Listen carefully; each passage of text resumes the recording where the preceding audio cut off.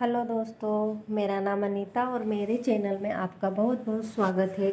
आज मैं आपको एक सनफ्लावर से 4 तरह की चीज़ें बनाना सिखाऊंगी। वैसे तो बहुत सारी चीज़ें बन सकती है सनफ्लावर से, लेकिन मैं यहाँ पे आपको 4 तरह की चीज़ें सिखाऊंगी, मतलब 4 in 1 विथ सनफ्लावर।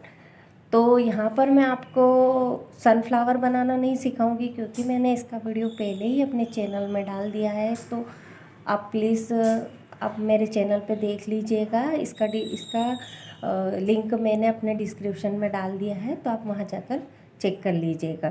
तो यहाँ पर मैं आपको 4 तरह की चीज़ें, मतलब सबसे पहले सनफ्लावर की चेन, उसके बाद सनफ्लावर रबर बैंड, और तीसरे नंबर पे मैं बनाऊंगी सनफ्लावर एलिगेटर सनफ्लावर, और उसके बाद मैं बैक चार्म बताऊंगी।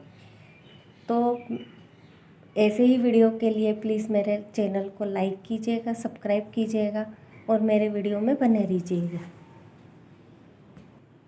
और आपको मेरा वीडियो थोड़ा सा भी पसंद आए तो प्लीज़ कमेंट कीजिएगा, और कमेंट में सनफ्लावर टाइप करना बिल्कुल ना भूलिएगा।